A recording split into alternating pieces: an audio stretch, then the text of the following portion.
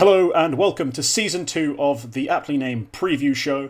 It's myself and Yumi here to break down some more Counter-Strike and tell you what to expect coming into these big events. We're of course bringing back our prediction series where we are going to be making essentially bets against each other to see who can decide which teams are best ahead of time. At the end of the season there's going to be another forfeit. We haven't decided amounts, because we're starting to get big over here, a little too much money to spend, so we'll have to up the ante, but we'll get to that when we get to that. We've also, of course, introduced now the community polls. So you get your say. You get to essentially battle against us. We'll see how it goes. We'll see how it progresses over the course of the season. But I'm, of course, always liking my odds. So yeah, Yumi, new season of Counter-Strike. We already had the Blast Spring groups, or whatever groups. How are you feeling? Well, considering how poorly I did last season, I mean, not great. But new year, I'm expecting things to go a little bit more in my favor. I also like that we were implementing the community because I almost feel like the community in general will always shift towards like the hot new thing that's coming in. Like at different parts of the year, there are good teams at certain periods. So it'll be a good way for us to gauge just how much we're influenced by like recency bias versus the community. It'll be nice to leverage that fact. But I like to think we're relatively straight shooting. Like we sometimes see through the they had a good honeymoon or they had this one good event, but is it actually replicatable in the future? Probably not, so that will always be a nice good comparison point for this coming season, I guess. Yeah, we do like to believe that we are better analysts than, just crowd mentality, the herd, what they have to say. So, yeah, it'd be interesting. If we end up both losing, we're going to have a tough conversation, one of those mirror talks where you're just pointing at yourself like, should have done better. Fraud. Yeah, clearly a fraud. Maybe transition to Valorant. But no, the first big event we're going to be covering is, of course, IEM Katowice. It's going on as we're recording, and of course, it'll be going on pretty much as we release, because we flowed directly, I think, from the play-in to the main event, if I'm not mistaken. I might be. I haven't actually looked into it. I think we might just transition straight into it after the play-in finishes. So it's going to be a tight turnaround for the editor, but hey, he is a slave, so he'll do what I tell him. Let's get right into it. Yumi, you have first pick. Who is your favourite out of Group A? So I'll just say I think there's like a week and a bit, or maybe even 2 weeks between play-in to main event. So, Wait, there is? or am I being silly here? Because I think that there is going to be a little bit of time between. Oh no, you're actually right. Never mind. Yeah, it's Saturday, isn't it? I'm just complete. Yeah, I didn't quite realize just how close it was. Anyway, no actual correction from me. Shows how much I know. My first pick is going to be the favorites, and I think coming into Group A, G2 are going to be the favorites I select. And the argument here will be, yes, I am actually affected by recency bias, but I'm also going to eat my words a little bit because as much as I have been, I think, vocal about HooXi being sort of an interim in-game leader, I think it's also important that I mean, it can't be ignored that he has been able to get sort of better numbers out of his stars. Like it looks like m0NESY is actually having higher impact in certain rounds. He's being far more proactive than he was in the earlier sets of last year, as well as just being able to get NiKo back into a level where he's NiKo to a certain degree. I think at the start of last year, we were looking at NiKo as being this top rifler within the scene, and we just didn't get that at the events that they were in attendance of, and that was all while in-game leader shuffles were coming in. They just added JKS and m0NESY. There's a lot of moving pieces, but you didn't want NiKo to lose his game. It does seem like NiKo's refound what he needs to do on this team. m0NESY is finding a new level of importance, and while I do think in the long term for this year, it's still going to be a bit of a glaring issue that HooXi might be a weak point that can be punished. I think the fact that they won the last event of last year in the Blast World Finals is going to massively help them in terms of keeping him afloat, as well as the fact that HooXi had to win that event with his team, all while having to deal with a personal tragedy. So yeah, there's a lot of things to like with how G2 have started and come into this year, especially with how they did it the spring groups as well. Yeah, 100%. I mean, I was one of those people at the start of it when they signed HooXi and everyone was focused on his individual play, and in my head it just kept coming back to me like, where is it? This one map where you can exactly specify he's going to be exactly here and we can exactly attack. That's not Counter-Strike, is it? Like, that never really bothered me. What bothered me was how he used his pieces. And yeah, we've seen JKS slowly climb back up, Hunter finding a good level, and m0NESY popping off like crazy. So yeah, it's been I think a big turnaround. I mean, I'd hate to say it, but what about today, dickhead? Like, it's a bit... Oh, it's a bit rough for certain people who've had some pretty explosive takes on that issue. But I don't know, I think it's still all developing. You're right to say that, yeah, we've still got some time to go before we can really say HooXi is cemented Tier 1 IGL leading G2 for the foreseeable future. I think, yeah, that idea that he's perhaps replaceable, maybe if somehow the right player comes along, they might still look to replace him. But for now, yeah, it's been a nice turnaround. Great to see them actually win an event. Great to see them perform well at spring groups. It could have happened that over Christmas they fell off. They didn't. That was nice. And yeah, G2 I think is a solid pick. But speaking of turnarounds, I'm going to be picking last year's almost completely dominant team, FaZe Clan. You know, we saw them really... They weren't ever terrible, but they were just not the number one team for like the majority of the second half of last year. And coming into this year, I've got faith in them to just bring it back. We're going to find a new level of Rain. We're going to really restore the fundamentals that made this team so good. You know, a consistent Brokey, a consistent Rops, an explosive mid-round twist, and Karrigan calling the best game in the world. I think that's what we're going to see this year. They're going to build back into it. And Katowice, I have them probably winning this entire thing. It'd be a bit of a shocker for some people, I think, considering what we have seen from them recently. But yeah, I'm a big fan of this FaZe Clan team still. Still think they're the favourites in almost any event, just on paper. And yeah, that's pretty much it. We do need to have some conversations about their ability to close their series off, because that was a big issue at the end of last year, but I have faith in them. YouM3, thoughts on FaZe Clan? Yeah, it's a strange time for FaZe because they obviously just also entered this year with having to use a stand-in because Reigns had a kid, and you know they ended up in like a weird situation at the Blast Spring groups. But FaZe are used to playing with stand-ins. You know, that was the big storyline when we were talking about them even attending last year's Katowice and still winning it. You know, but I think now that they've actually been able to work with this roster for a while, I think they're going to be able to rebound off of what was a very surprising and poor performance of the major. To now being able to just re-slot their pieces. I think as well the fact that, you know, as much as you might have a disruption or in terms of your 5-man by Rain having to step away for a little bit, you know, sometimes a little bit of extra distance can help reset focus as well. You know, the 4 players that remained will have realized that they would have to maybe frag that much harder or be able to implement new pieces rather quickly, because I don't know that they had certainty on how long the period of Rain's absence would be.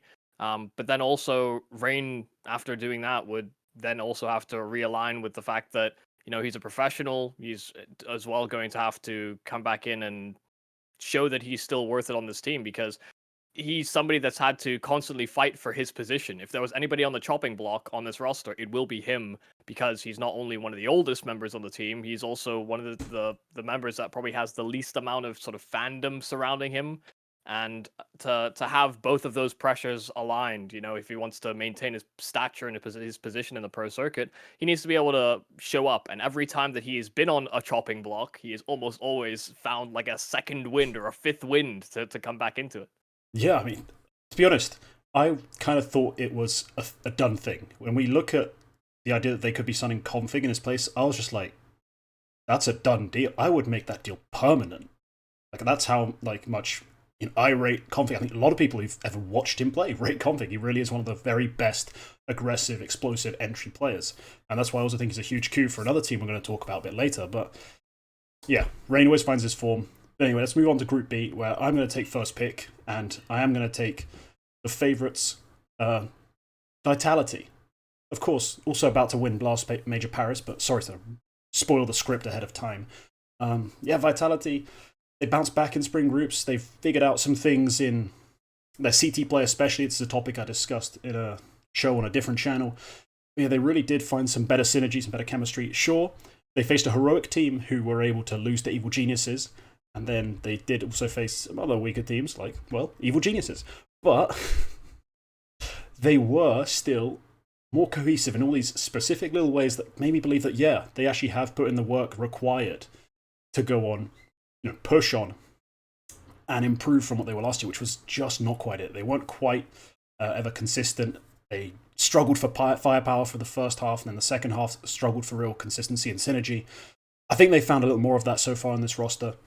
And having a second real star alongside ZywOo, not just ZywOo and then a cohesive group of kind of good riflers. Instead, they've actually found someone else who can actually stand out from the pack, make big plays, and do it with some consistency. I think, yeah, this Vitality team is looking incredibly dangerous. And yeah, my second favourite pick to take it all the way, even though I do still think they're a little lower in my pecking order than a team like FaZe. Yeah, no, I can definitely see the angle for Vitality, because in some ways you were almost surprised that it didn't work better at the start when they first implemented dupreeh and Magisk, but as well when Spinks came into the team, I don't think anybody was really expecting him to hit the ground running, but also not to do as poorly as he did at the big events. I think his first few opening games, he actually looked great, because none of their opponents seemed to really recognize how he was going to play on CT sides in particular. He was being like very aggressive, playing around smokes and being very nefarious. But as soon as teams sort of clued into that, it felt like his performance deteriorated. So yeah, I think towards the tail end of last year, we definitely saw Spinks have sort of more important roles, and actually put himself in more important positions, rather, because sometimes he would just slow things down so substantially, which Ents would have adapted to, but he himself almost didn't recognize the timing that he had to hit with the Vitality guys.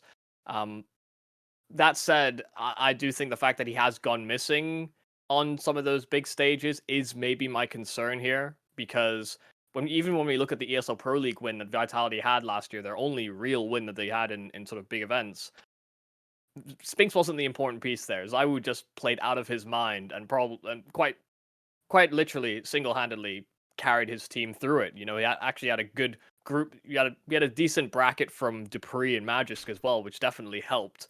It's not like Spinks went completely missing, but it wasn't a star level performance. The only real star that shone in that win was ZywOo. So I would be hesitant to ever select Vitality in good faith. Not yet.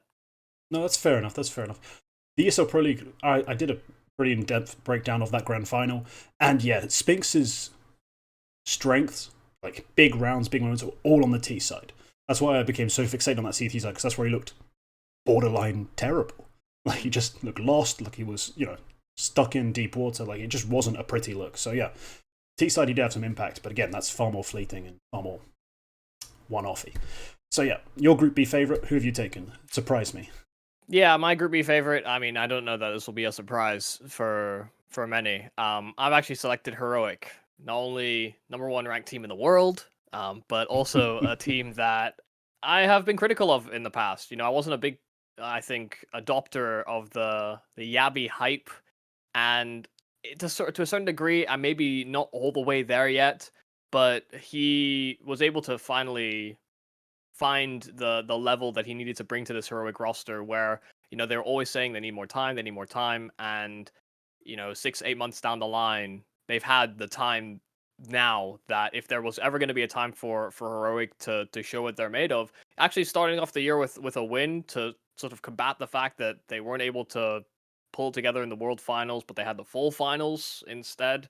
You know, there's enough fire, I think, on this Heroic squad that they should be able to rally the troops to that next level. Also, the disappointment at the major, which I think the more palpable of the two. If anybody was going to win an outsiders Heroic final, people expected that Heroic would probably be able to win it, but no. They've been able to garner more experience for these young guys, and I'm starting to believe. I maybe favorites is a step too far, but I'm willing to shoot for them here. Cadian's kind of won me over a bit. Oh no, that's fair enough. Yeah, I think Heroic. I mean, I am one of the people who does buy into the Yabby storyline, the Yabby idea.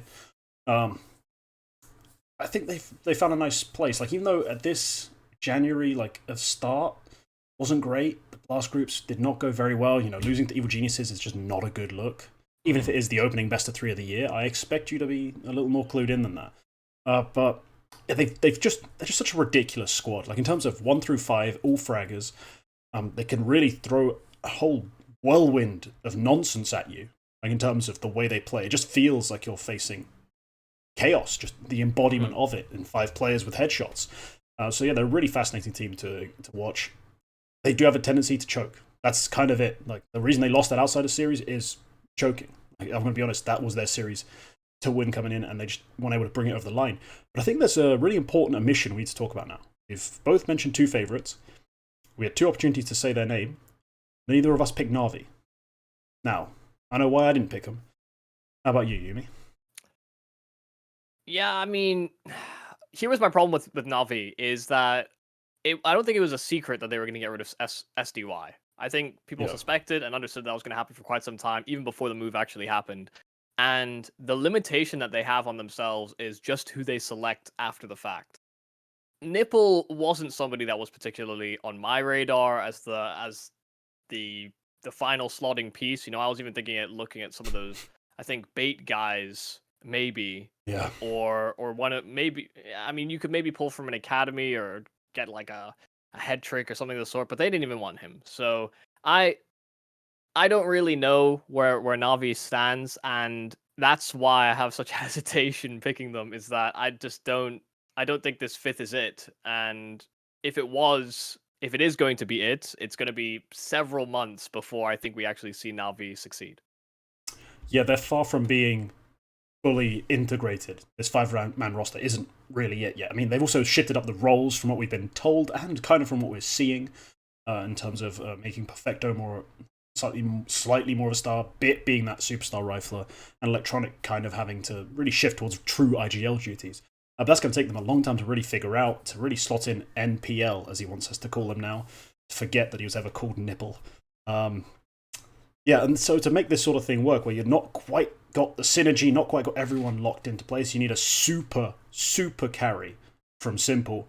And he's not been bad, but he's just not been exactly that. So yeah, I don't see them really having a lot of success. I honestly think, depending on how the seeding goes, because I'm looking at the Katowice Group A, it looks like Big and Cloud9 have just slotted into that group. I'm not sure if that's fully confirmed, but it's on the HLTV page. I'm already not liking they're also making it out of the group, let alone going deep. So I'm a little bit scared if I'm a Na'Vi supporter right now. No. Big omission, right? Big omission. Yeah, no, they're definitely a team that I think people will look at and be like, oh, well, Na'Vi, you know, they'll go decently far, but I think this could be one of those surprising tournaments where they just don't. So I'm not liking the look of it. So now we're going to move on to the Dark Horses, but I need to just explain to you how we've picked these, because we're doing this in the midst of the play-in. So I've simply broke it down. We've got 2 Dark Horse picks. The first one we're going to take is going to come from the teams who've already qualified, this day being Thursday, I believe, the 2nd of February. So there are already 4 teams through. Now those 4 teams, if you're watching the event, you should already know. It's OG, Big, NIP, and Cloud9. And then we also picked 1 team from the lower bracket. So the lower bracket could go for either round. We obviously all picked teams that made it to the 2nd round already, because those teams were already looking stronger.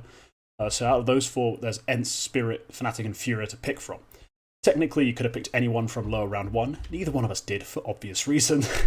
None of those teams are going to really go far. I doubt most of those teams make it out of lower round 2, so not really much to discuss there. But Yumi, let's start with your pick for your Dark Horse, your qualified Dark Horse. Who did you take? Yes, the credentialed Dark Horse, the one that I have is Cloud9. And listen, they burned me in our last prediction season. It felt like I picked them as like favorites in a couple of events where I thought this was finally the moment that Cloud9 were going to win the event and be, you know, everything worked out. And now they've made a roster move that is particularly interesting. You know, no inters, and instead adding Buster to just, I think mainly just to shake up the roster. I don't even know that this was a replacement that was all too necessary, but I suppose you play with the same 5 for long enough, you also get comfortable with the sort of negative or even sometimes positive tendencies that all these different players have. So sort of working through adding a new player might actually be something that helps Cloud9 in the long term. That said, I think they're a team that even from the earlier games in this play-in, it does look like there is a little bit of synergy problems. You know, whether it's how Axile is sort of being utilized on CT sides or even on T sides in terms of linking up with the rest of the pack. Sometimes it does still feel a little detached, and that's where I think most of the critique on Nafany is going to come in. That said, I do think with the year that Shiro and Axile had, I mean, one of the top AWPers in the scene, one of the top riflers, probably the best rifler that we had last year, Hmm. to have both of them on this team, as well as adding Buster, where, they're probably likely to lean into sort of a looser style. I think they've got more than enough star power to sort of make their way through into these groups and actually be able to tear up a team like Navi or G2. So I have a little bit of, again, these guys stole my heart a long time ago, ever since the Gambit days. And so I am Hmm. rooting for them, but I am also cautiously optimistic that, they can have a pretty good showing here at Katowice. For me, the Buster move made so much sense once I went and looked through like the demos and just compared exactly what these two players do, or in Buster's case, did. 'Cause, it's been a little while since he actually played on a team. Inter's in so many rounds, especially T-side rounds, is yes, he's technically like a support. He's doing the nade thrower thing, then quickly running to the front of the pack to go like strafe out window of the apps on Mirage and die. It's great, but it's very basic. Like most of the round, he's standing still. Buster, sure, he's playing on Virtus Pro and Outsiders, but he's doing a dozen different things, and he's making far more like decisions, like and actually taking initiative, just in like mid rounds and little things. So I think because Buster is a player who not only has that sort of mentality to be more involved, but also has led teams in the past, I think they literally just went, we were stale, this wasn't working, we need to change up not just a kind of the vibe in the team, but a bit the structure. So I think bringing in Buster is supposed to like kickstart them in that sense. So I kind of rate the move once I dived into the demos, because initially I just thought, oh, they just brought support for a support. Like this is just the classic change the fifth man move. Nothing's going to change. But when I actually looked into it, I was like, okay, I kind of rate what you're trying to do here. Hopefully it doesn't become a case of too many chefs, because we're always told, nothing's the cooler, Hobbit can second call and give ideas, and now we're going to bring Buster in, who's also an ex-IGL, and we're trying to shake things up. Maybe that'll be a bit too much. But I'm glad they took this risk. I think it was a worthy risk to take. Now, for me, the qualified Darkhorse is... Oh, sorry, no. Go ahead. No, I think just, to bounce off the points we both made, just the fact that they're even taking this risk in the first place is kind of growth for this team, because, they succeeded together. Now for them to make a hard decision and cut one of their friends as well as colleagues for such a long period of time, that there's a level of maturity that has to come through there, that you have to succeed as a pro team at the end of the day. Yeah, 100% agreed. All right, so my qualified Darkhorse. The other options weren't as enticing as, like, Cloud9 were one of the best teams last year. They're pretty much in this play-in because I don't exactly get it. Was it they're not high enough ranked on ESL's ranking or something? Like, for whatever reason, they had to go through the play-in. They feel like the sort of team who should be going straight to these big main events. But either or, I chose NIP. I was torn between them and Big, and ultimately at the end of the day, I thought, who do I want? The team with basically 4 stars who can potentially win you a map, or the team with 15 million protocols that can win you a map? It's like, in the high-stress moments, I want 4 stars. And so I went with NIP, who are absolutely stacked. I mean, bringing in Config, it's maybe temporary, and I'm hoping, mostly for Config and NIP's sake, that it's like a longer-term move, that he's actually there for a little while. Because I think he's an absolutely star player, like an absolute stud on the server. His off-the-server problems are obviously what has gotten cut in the past. It's never the fact that he's not hitting heads, right? Like, that's not usually the problem. So I really like this addition. It does make me think, like, what the hell is Brolan doing? Like, 'cause Brolan I always thought, he's great because he takes all these opening fights and wins them, and he's been struggling last year. So bringing in Config, who supposedly does the same roles, supposedly going to take his fights off him, I thought it'd make him worse. So far, it's made Brolan better. Brolan has absolutely stepped up at Katowice so far. So I'm really liking what I'm seeing. We haven't seen the most out of Headtrick, but hey, give the kid a little time. He's had some really nice rounds. He's had a couple really nice maps. But yeah, most of the time he's been a bit quieter. He's been saving a lot, doing not too much, but give him some time to get warm. And I think Alexi B can lead this squad quite deep. Making it out of groups is going to be tough, of course, but they have got the easier of the 2 groups. I think they have ended up in Group B. And yeah, so they've got a better chance, I think, than any team who ends up in Group A, because that looks stacked. I'm going to be honest. Yeah. No, I acknowledge my own biases here. Like, I'm just not a fan of NIP, sorry. and the way that they go about their communications for this team. You know, at one point it was, oh, Berlin's joining this team because he wants to be in speaking in Swedish, and then that never happened. And then now we're talking about Esatag on the AWP and how it's all going to work out. Oh wait, no, Rez actually wants to AWP, so we're going to give that to him instead, and he's actually going to find his new revitalization on the AWP. Oh wait, now we're signing an AWPer, so never mind. Rez enjoys rifling again, and now we're gonna have to deal with the whole Hampus having a personal affair that has to be taken care of, and now Config coming in, and you know, maybe that ends up being just a long-term replacement because Hampus goes from being in-game leader to now just being a regular pack player, whereas Config's roles were far more defined for the first place. So yeah, I just don't like even the internal culture or I guess narrative that NIP have for themselves. It doesn't feel very conducive to winning. You know, I don't think anybody's sort of faked it till they made it to win an event in the pro circuit. You know, you might be able to make that work as a sole business owner, but when your performance is what's being affected here, I just don't see it having much success. That said, Alexi B has been playing pretty well with this team as well, like individually, which is, I think, the weird the weird arc in the timeline that I wasn't really expecting. You know, I thought he would just shift the culture and, you know, hold into the take a look at all the macro and micro elements for this team and really sort of try and command and conquer their way through games. And sometimes he's just fragging out. So I have to give respect where it's due. You know, we've been, I think, fairly critical of Alexi in terms of the fact he doesn't have a lot of results with his past rosters. So far, even in the really chaos of it, so far in the chaos of it all, he still managed okay. So, you know, I think that's maybe a little we'll give him a merit star for, I guess, working with what he's got. Yeah, A plus for effort. You know what? He has put up some surprising. I think NIP are the team who over the last, I'm going to say like 3 years, the number of times I've gone, wait, they finished top 8 at like all these events? How? And you're realizing they get like one cheesy upset every event you don't expect, and you're like, oh. That's why I picked them. I was like, they're one of those teams that you just don't think is going to do a whole lot, but then does. And my next Dark Horse pick is kind of the same. My lower bracket Dark Horse was Furia, because they ended up here, thanks to the grace of God.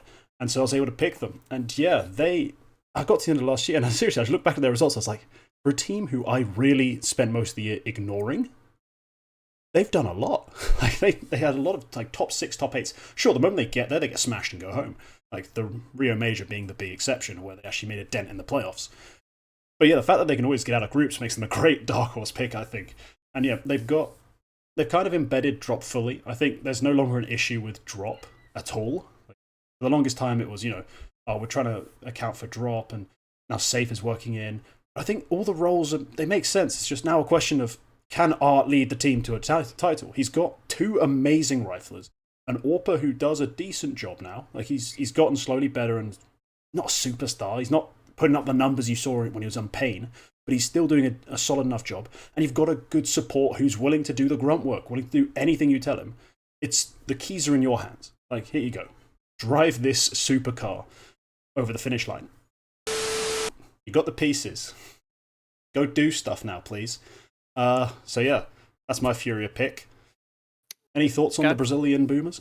Yeah, no, I like Furia. I've actually, in kind of the same way as Cloud9, you know, they get to playoffs and then you just sort of see them capitulate and kind of crumble. The big thing that I think shifted towards the end of last year is that I remember earlier in the year when Safe came in, it looked like Art was judging him almost continuously with what he was doing with the AWP. It's like, I want you to do this. Oh, well, you should have probably taken this angle by now. Why haven't you gone more aggressive? You know, Safe was always, you know, as his name would indicate, actually a relatively passive AWPer. So especially on T sides, it felt like he had to be pushed in a certain direction to do that. And Art would hover over him like a vulture. It'd just be like, oh, if he's going to go for this pick, well, if he dies, I'll just pick up the AWP. I'll do it. That's fine. I AWP'd before, so I may as well do it again. It does feel like they've given him more trust, but that's also because I think Safe has gotten more comfortable taking those aggressive lines and being a little bit more independent. So that's one of the good signs for this team, because like you said, they've got the star rifling talent, and Drop has sort of acclimatized to his supportive roles as well. So it actually allows art to be a bit more dynamic to a certain degree because the roles are far more defined, and it's maybe not feeling like he has to fill in the gaps while the new intern is learning that specific role. Yeah, that's a pretty good way of explaining it. He doesn't have to actually like make up for anyone anymore. So yeah, well, that also means there's no excuses. It might be a bit of pressure. No excuses. Go do some stuff. Go win something. But otherwise, yeah, lower bracket. I don't think there was any other particularly juicy picks. Who have you gone with? The one I've gone with, and this might be a little bit of copium, but I again recognize my biases. I have decided to go with the lower bracket dark horse in Fnatic. I was very impressed with what Fnatic were able to offer us at the end of last year. I've also been a little bit shy of sort of accepting Nikodos because when it came to some of the big sort of or game defining rounds, sometimes Nikodos would miss the easy shots, which I think we come accustomed to in normal circumstances for him hitting. But that was a criticism I had in sort of 2021. Now we've moved into the following year. He is now hitting some of those more important shots, and it's affected their results. And as well, I think increased his stock even quite significantly on this Fnatic roster. All while as well, I have to shout out the boy Mezzi, who in-game leads, but also still frags and hits heads quite well. It's strange that he has become somebody that even in the international circuit are recognizing as an in-game leader when he was kind of he sort of took in that role via osmosis. You know, he's worked with a lot of other in-game leaders, and he's taken some of the stuff that they do and been like, I can work with that to a certain degree. Yeah, that's fine. So yeah, Fnatic, my picks. I'm not expecting them to win the event, but make it to sort of a top 4 or maybe even sort of a top 8 playoffs. I'd actually be, I wouldn't be surprised. Okay. Yeah, I think Fnatic I have a tough time with because I want Nikodos to be like great. I want Roy to be great. I want Fash. I'm rooting for everyone individually on this team. I just struggle to see it really coming together. And Messi as an IGL, yeah, he's not really an IGL born and bred, like through and through. He's a guy who just kind of come into it. And he deserves credit for being able to lead somewhat decently like structured team whilst fragging far above what almost any other IGL can. But for me, it's still the case that this team is really an IGL. It's like just away from being solid again. Like, if it was possible to just get Alex back, I think Fasher would have to be the one to go. Fasher or Crims. It's not like I like doing these things. It's just I don't think having someone just kind of improving the IGL role as well as he's been able to do it so far is optimal for them. Some people have questions about their fragging power. I don't, as someone who has followed a lot of these players up through the tier 2 scene. Like, I know their skills, they're there. Just piecing it all together, I don't think they've got it right yet, and I don't really see it continuing on here. It would be nice to see Fnatic succeeding because they are the only remaining UKCS even relevant roster, and my accent dictates that I am British, so it'd be nice for that to actually be a thing. But for now, I've not got much hope held in my heart for them. Let's talk about a team that's quite important, because in the poll I put out for the community to decide who their underdog was, because I've given the community a favourite and an underdog pick. Favourite, they did take G2. YouM3, they agree with you. They like the hype coming in. I think they're a real team who can actually go all the way here. Their underdog pick was a bit weird, in my opinion. They took Mouse Sports. Now, immediate reaction. What do you think of that? They're like NIP. They're like NIP, where, especially after the roster moves they made sort of ahead of the major last year, I find it actually harder to root for them. That said, Xerxan played really well. Frozen looks better. It feels like the roles are slowly starting to work, but I'm not there yet. Like, if people are going to discredit the run that sort of outsiders or Heroic make to go to the grand finals of the major, they also have to dismiss the ability of Mouse in that very same major, where we were even thinking about to a certain degree, like, oh my god, what if they make it to the grand finals? That would be crazy. Mouse could actually do it, which is not something I think anybody would have expected. So if we're gonna have that asterisk on the big event that most people would have turned their heads for Mouse, and it's gonna affect everybody at that event effectively. So I'm just not sold. I don't know what the communities who were hyping here. Is it just because of the academy guys? Like, oh, maybe I'll join an academy one day. Those guys are me in the future. Yeah, I'm not really seeing it either. I like the team as like a top 10, 12 team. Like, I see like a lot of value. Like their star's going to continue to develop and get better. Dexter will become a better and better IGL as the year progresses, and JDC as a jack of all trades, like fill in the blanks sort of supportive element, I was fairly impressed with from day one. But I don't see them making much of a run, and I gave them the option to choose Cloud9, and Mouse won by like 3% in the vote somehow. So here we are. The community has put their balls on the line. Event number 1 of the year, and credit to them. It takes some courage to do that. Not many are willing to go with such a pick, but we'll see. Maybe we're completely wrong. We've misjudged Mouse. They've used this offseason to become their very best selves, and they're going to prove us all wrong. Also, does that even work? Like, didn't they make it through because they have high ESL or ranking points instead of the play-ins? Oh, they didn't make the play-ins, no. I gave the community some generous underdog picks. Yeah, I guess, yeah. And I still got it wrong, in my opinion. You still chose the wrong choice. Y'all are wrong. But we'll see. That's the entire point of this. There's going to be a scoreboard, of course. We're going to keep track of it all as the season goes on, as the year goes on. And we'll see who's laughing at the end of the day, rather than now. Because it's all well and good taking the piss, but if they're right, we look like Muppets. So yeah, let's not judge too soon. Is there anyone else you wanted to touch on from this event that you think is worth like having a good chat about? Because I think we've covered most of the big dogs. We made a point to go around and have a chat about Na'Vi. Is there anyone else that really stands out to you that we've kind of forgotten about, maybe? I would maybe make an argument for Spirit. I don't think Wonderful's quite had the sort of explosive start to this roster that maybe people were expecting with, I don't know, all the hype that was coming into the Spirit roster. But him alongside Patsy and Magix, even Siren I quite rate highly, but is a little bit too in flux in terms of event to event. Can sometimes have events where he looks passable and events where it's like, oh, why are you here? But it's mostly the latter when I watch him.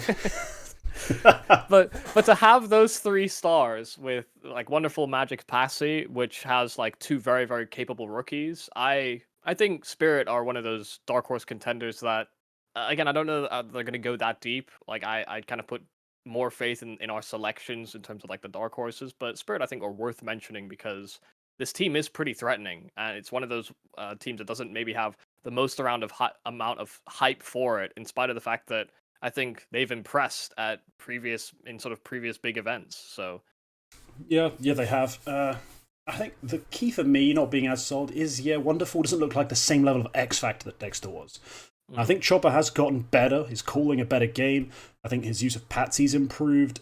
Magix is getting more and more comfortable, not just being like the 5th guy on this team as he was when he was like 15 when he joined. He's getting used to actually being like, kind of a closing star type player. But yeah, Wonderful doesn't seem like as much of an X factor. And for me, that kind of, not that it's completely limiting. I can still see them being dangerous. It just doesn't make them an automatic pick for me when I'm talking about dark horses and underdogs. Like, I'm not as sold as I was back when they had Dexter on the roster. Another also, thing we didn't mention. Oh yeah, sorry. Sorry, I just like to say I love the fact that Magix just acts like he doesn't give a fuck. That's also a big selling point. Yeah, he's pretty gangster and doesn't care what you think about his anime girls. Just lives his life, lives his best life.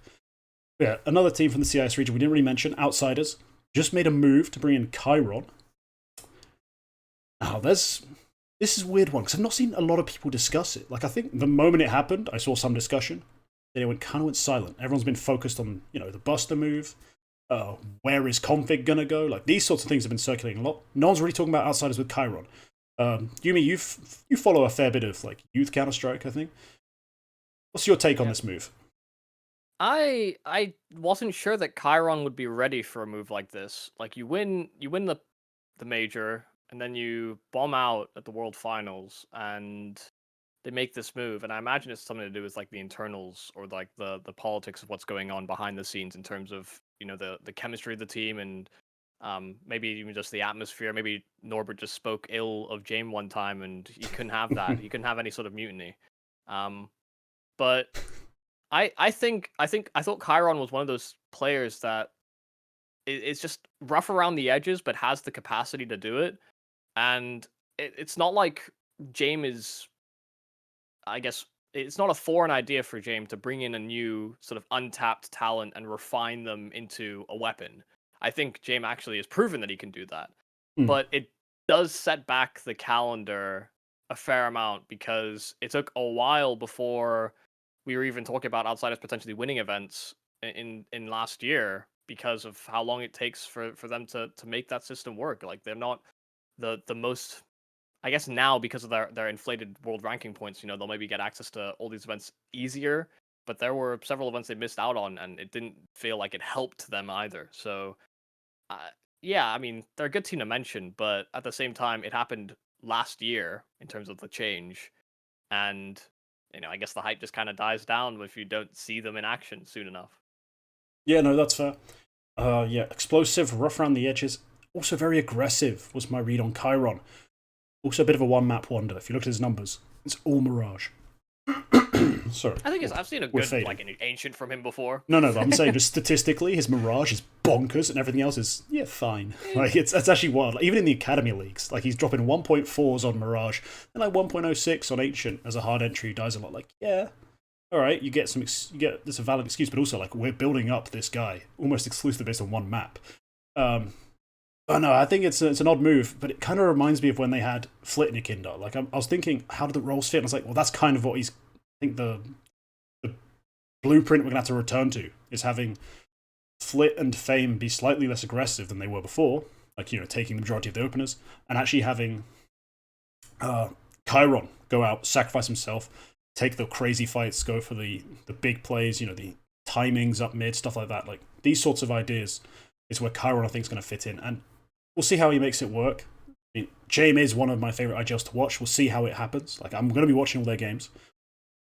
But yeah, I think they were too risky to pick, I think, for either one of us. That's fair to say. Yeah. Also, James, top 20, only the 20th robbed. Just saying.